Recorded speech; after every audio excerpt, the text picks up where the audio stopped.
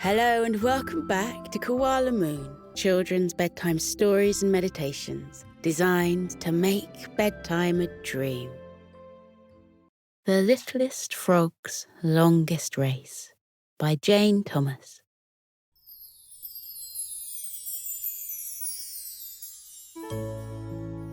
Deep in the heart of Sleepy Forest, in the place where the fireflies shine the brightest, there sits a lily pond. And on that lily pond, on a leaf that drifts close to the reed beds, lives a little frog called Fritz.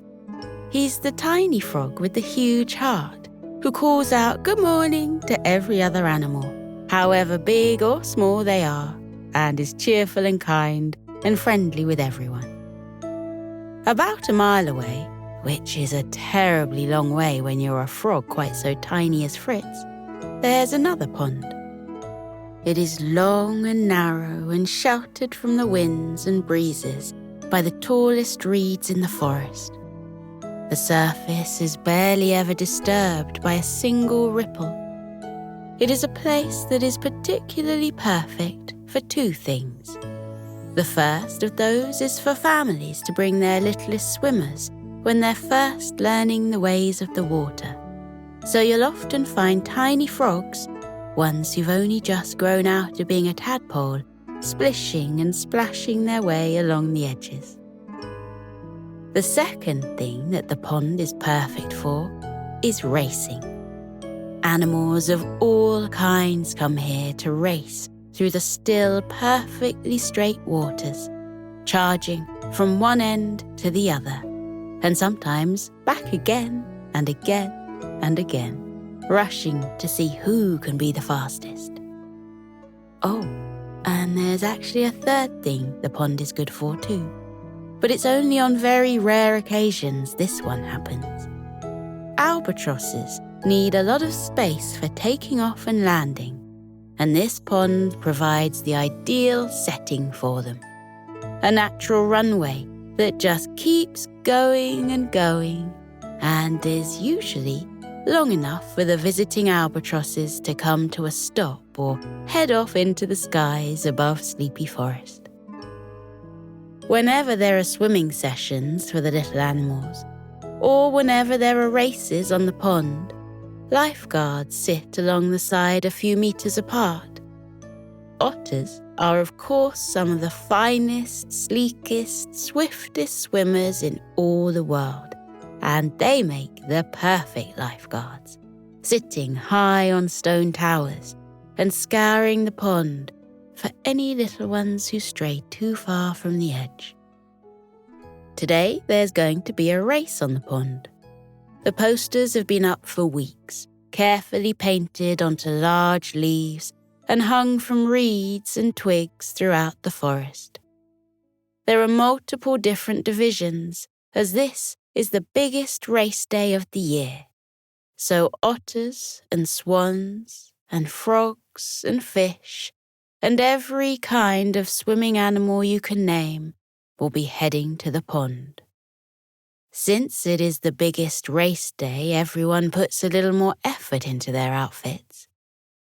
Many of the ladies and girls like to wear fancy hats, and they can spend weeks creating them, weaving fruit and feathers into the finest vines and leaves.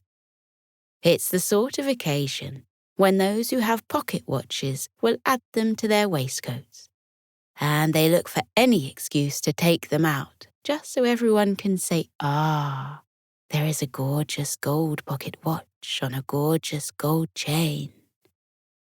It is perhaps unsurprising that a hare, distantly related to the hare who helped a certain young lady called Alice when she fell down a rabbit hole, is the official timer for the races that take place. The little frog Fritz isn't going to appear in any of the races this year, but he's going to cheer on his cousin Philomena. She is, and it is barely believable that this is possible, but it's absolutely true, even tinier than Fritz himself. Philomena is a dainty little frog who's been practicing her swimming strokes for months now. She knows just how to push against the water with her legs and pull against it with her arms, rising and falling with her body as she rushes forwards. She can spread out the webbing on her hands and feet and pull and push as much water as possible with every stroke. The day before the race, Philomena's mother takes her to one side to offer some words of wisdom. She sits Philomena down in front of her and makes sure the little frog is watching her face closely as she speaks. And she tells a story that has been told thousands of times the whole world over, of a hare and a tortoise and their famous race. She tells of how the hare was the fastest animal in all the land, and how he could easily win the race, and knew that he could too. She tells of the hare setting off and disappearing into the distance, leaving the tortoise easing slowly through the dust the hare left behind. She tells her how the hare looked back from the top of a hill and realized the tortoise was nowhere in sight, and the hare settled down in the shade of a tree to sleep a while in the sunshine. It is, after all, so very easy to fall asleep when the warm summer sun comes trickling down between the leaves of a tree, and gentle breezes carry the scents of lilac and lavender, and there's a soft mound of moss that makes a perfect green pillow. But the tortoise is wise because he never stops going forwards, and at one point he passes the hare, sleeping soundly in the shade of the tree, and wonders, just for a moment, if he might win the race after all. And he wonders, just for another moment, if he too might take a break and curl up inside his shell, cozy and warm with the summer sun. But he knows that he must keep pressing forwards. And so Philomena's mother finishes, making sure throughout her story that little Philomena is carefully watching her as she speaks. The tortoise manages to win the race, and the hare is left feeling foolish. Even though you are tiny, dear Philomena, don't lose hope, her mother says. There will be bigger frogs with stronger legs and longer arms, but keep on going, keep on pushing, and you will do well out there tomorrow. Little Philomena fell asleep that night, curled up on her lily pad beneath a blanket of the softest, downiest fluff of the bulrushes, dreaming of the race and paddling her little arms and legs in her dreams. Fritz and his friends decided to visit Philomena the following morning, to wish her good luck in the race and to let her know they would be waiting for her at the finishing line. Fritz was sure to tap his cousin on the shoulder and turn her face to his as he spoke, careful to check that she was watching him as he whispered of her courage and strength.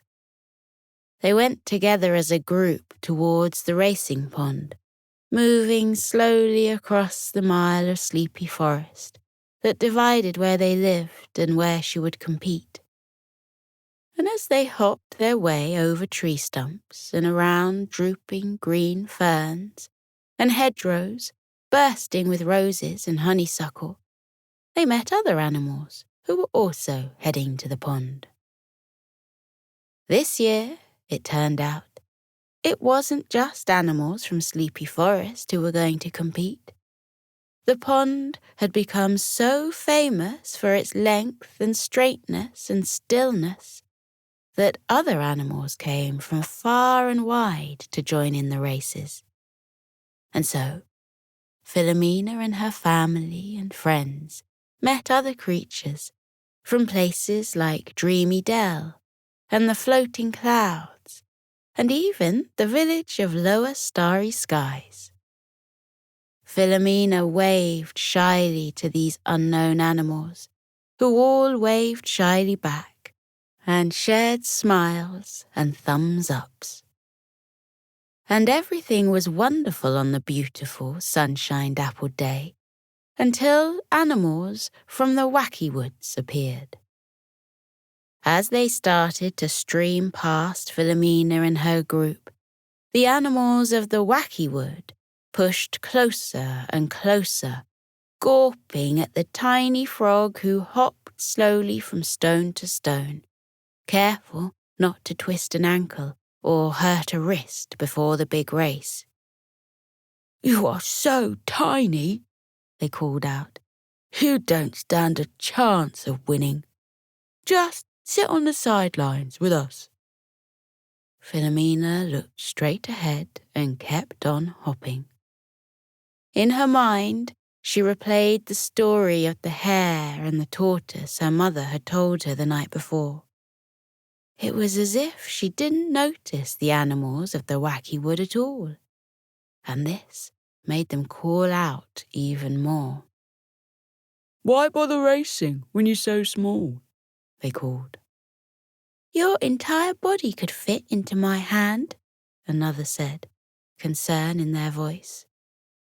But it was as if Philomena was in another world, all by herself, looking ahead to the reeds and stones and path, and hopping perfectly between each. As Fritz was about to tell the animals of the wacky woods to mind their own business, a shadow came over the group, and the swoosh of wings filled the air. Philomena, feeling the shade on her back, turned to look up and saw a huge, glorious white swan gliding down towards them. The swan landed awkwardly, in the way swans do, her big yellow feet slipping and sliding on the muddy ground. She lowered herself gently, and Fritz hopped over, quick to greet his friend. "Penny," he called, and the swan grinned at him, her black eyes bright and sparkling in the sunshine. "Fritz, I hope to find you here. Listen, it's no good for your cousin to have to hop the whole mile before she has to race. Why don't I give you all a lift on my back?" Fritz showed all the frogs how to hop onto the soft white back of Penny, and just where to nestle so they could be safe between her wings. And once they were all on board, he called forward to Penny that they were ready. She spread her wings and flapped them up and down, up and down. Penny floated on the breeze, her wings straight by her sides and tilting this way and that to fly with ease through the warm air. From high above, Philomena could see animals coming towards the pond from all directions. She saw badgers and foxes coming from the north, and sheep and horses coming from the east, and beavers and moles coming from the south. And from the west, she even saw kingfishers and koalas making their way through Sleepy Forest. Philomena smiled to see the koalas yawning and stretching, and almost seeming to nap every few steps. But she loved that they too were determined to make it to race day.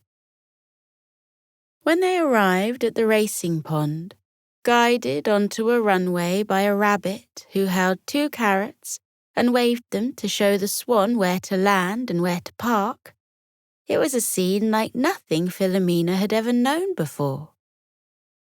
A huge red and white striped tent had been strung between the oak trees, and inside there were stalls piled high with food and drink the little frog had never known. Philomena's mother took her hand and guided her towards a check-in table, letting the very serious badger in charge of operations know that she was there and would be ready to race. The badger explained that all competitors were asked to wear swimming hats with their names on, so that other animals could call out from the side and shout words of encouragement. And Philomena's mother looked at him a little oddly, and the badger, for a moment, seemed embarrassed. Philomena was too busy staring at the other competitors who were all warming up and stretching to notice any of the awkwardness, and only asked her mother for a hat as everyone else seemed to be wearing them. Her mother pulled a smart blue hat from her bag and pulled it onto Philomena's head, nodding and smiling to let the little frog know that it fitted just so. One of the creatures from the wacky wood passed Philomena and called again that she was too small and couldn't possibly win the race. But Philomena focused on her mother and the hat and the thumbs-ups from the creatures of Dreamy Dell and the floating clouds. They stood and watched the start of the next 3 races, with Philomena carefully watching to see how everyone climbed onto the starting blocks, and then, at the same time, launched themselves into the pond and charged forwards, thrashing and churning the water, and creating ripples and waves where normally there were none. At the far end, a terribly long way away indeed, she could just about see Fritz and his friends, and Penny was tall and regal above them, with her long, elegant neck, nodding her way up and down to show Philomena she could see her too. Philomena tugged her mother's hand and pointed to the starting block at the far side of the lineup, and her mother nodded.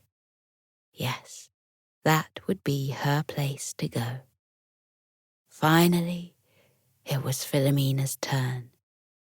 Animals from all over were in the lineup with her, and Philomena found herself alongside a very large frog from the wacky woods.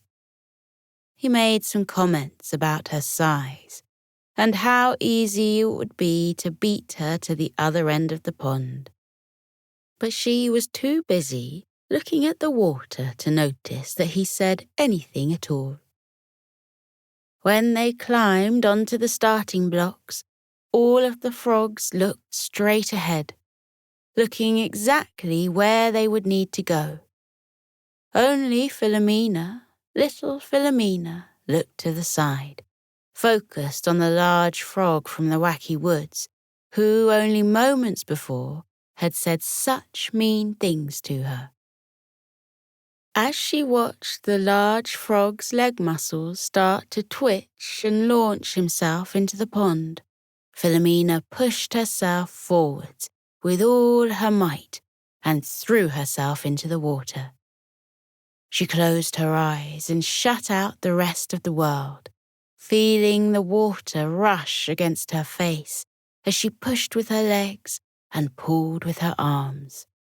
It was a long pond and a long race, and she focused on her breathing, taking care to breathe out long and slow, pushing the breath from her body for 1, 2, 3, 4, 5 strokes. Because Philomena had her eyes closed, and because she was so tucked away into her own watery world, it came as something of a surprise to her when her little webbed hand suddenly touched the end of the pond.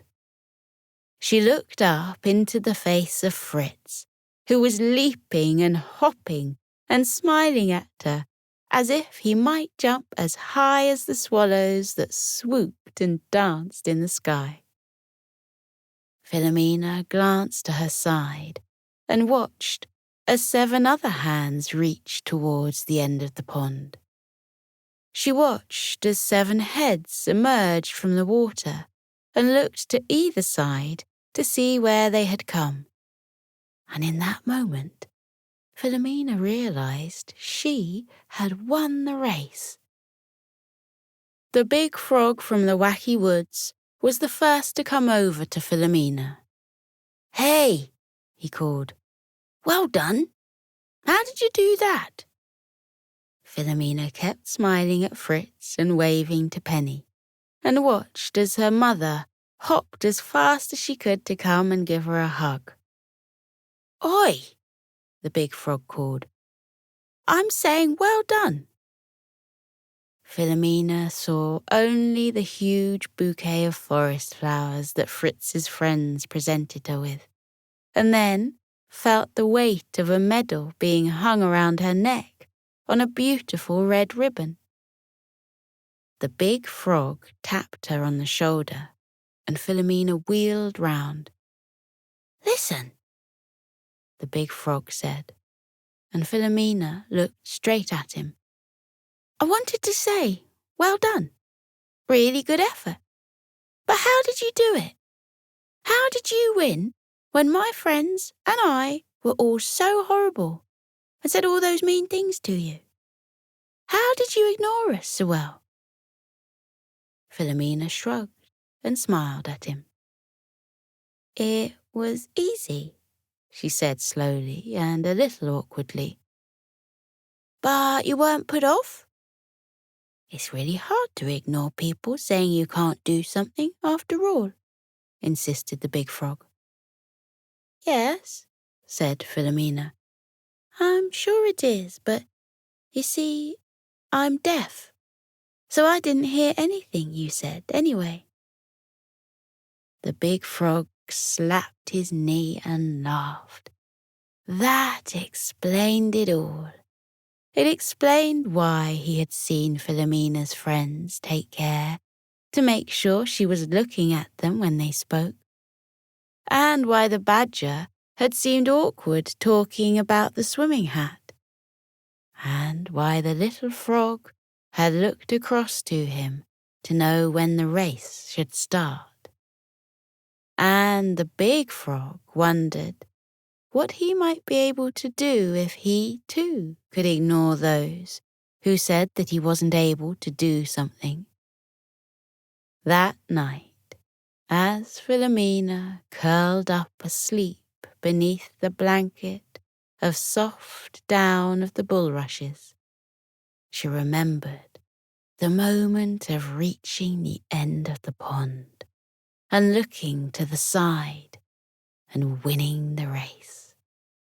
And she smiled to herself as she disappeared into her dreams, filled with memories of the dancing fireflies that guided them home, and the feel of the drums in her feet through the forest floor, and the soft winds that filled the air as Penny flew off into the night, her huge white wings pushing her towards the moon and the stars and the sky.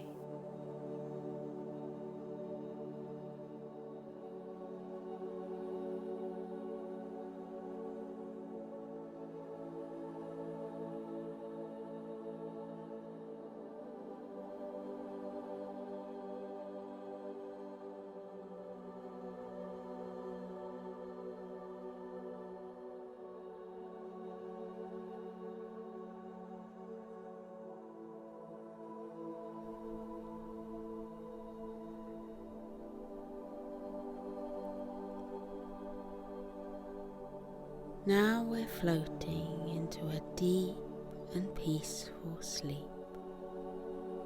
Feel how your muscles are relaxing. Your arms are heavy and your legs are too, as they loosen and release any tension remaining from the day. Feel how you let your body fall into the cozy warmth of your bed. close your eyes. Let your eyelids be heavy. Breathe deeply. Breathe in and out. Breathe in and out as you continue to breathe deeply, and as you keep feeling how your body becomes soft and heavy with sleep. Let your mind drift away. That is the wonderful secret about sleep. While your body rests, lying heavily in your bed, your mind is set free, like a bird taking flight from a branch and flying up and up and up into the air. Feel how your mind loosens now, like a balloon that has been untied from a fence, and floats up and up and up like a bird. Up and up and up it floats towards the sky until it reaches up into the clouds.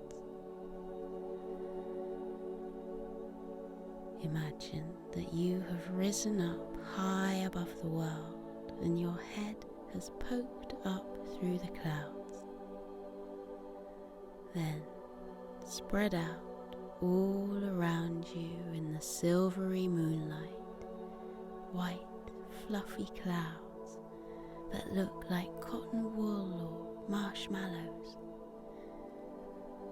They look so soft and squishy you can lie back on them and roll around in them. Try it now. Lie back in the soft cradle of the clouds. Feel how they swirl and wrap around your body, holding you gently in the world of sleep. Clouds come in all shapes and sizes. Some are big and fluffy, some are slender wisps.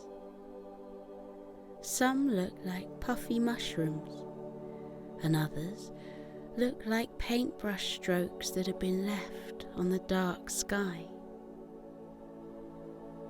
Let your body relax. Let your mind relax too. Let your mind float off into sleep. You are peaceful. You are safe. You are being held in the cozy warmth of sleep. With your eyes closed, let your mind drift up, up, up and away.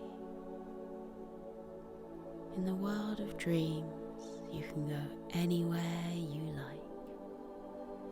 You can float on blue oceans with ripples and tufts of waves. Or you can visit castles built in the sky with spiraling turrets and drawbridges over sparkling moats. Or you can wander into the peaceful woods where the birds are twittering and the trees are dense with dark green leaves. Breathe in and out. Breathe in and out again as you fall more deeply into your cozy sleep. And with your eyes still closed, take a look around with your mind at where your dreams have taken you. When I fall asleep, I dream that I've gone to a world high up in the clouds. Sometimes the clouds are dappled silver from the moonlight. Sometimes they're soft pink and gold reflecting the light of the twinkling stars. What form do your dreams take? Where does your mind go when you fall asleep? Maybe in your dreams there are flocks of white fluffy sheep huddling together on the green fields. Look at the mother ewe yawn widely before she tucks her little lambs beneath her woolly fleece. Or maybe you dream of a friendly dragon curled up with his tail wrapped around him, a little trail of clouds puffing out of his nostrils. Look, the cloud dragon is smiling at us and waving. What a friendly dragon he is. Or maybe you dream of cute puppies lying on their backs, their tongues lolling out of their mouths, their eyes closing because they've had such a long day.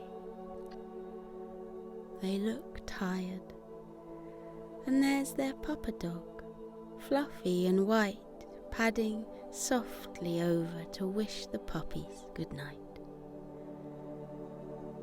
Up here on the sea of clouds, you can be free. Feel how light you are, weightless, floating, drifting through sleep. Feel everything heavy from the day lift off you and drift away, taken away by currents until they disappear over the bank of clouds. Any worries you have been having, watch them float away. Anything that has been weighing on your mind during the daytime, now you can let them go and watch them drift away. Your worries are not you. You are not your worries. You can let them go. Watch them float away. Now you are light as air. You are as gentle as starlight. You are as soft as the clouds. Up in the sleepy sky, everything is weightless and peaceful. The clouds stretch out like a sea of tranquility. Close your eyes and feel the clouds wrap around you. Feel them bearing your body gently into the land of sleep. Feel your eyes close. Feel them rest heavily as your body relaxes into sleep. Feel your mind lighten. Feel it loosen and drift away, light as a feather, soft as the clouds. Breathe in and out. Breathe in and out. The world of clouds is waiting for you. Let yourself fall into the clouds' soft, warm hug. They are here to protect you. They are here to cushion you. They are here to hold you as you enjoy your deep and peaceful sleep. Sleep well, little one. Sleep well in the land of clouds. Feel how light you are. Feel how weightless.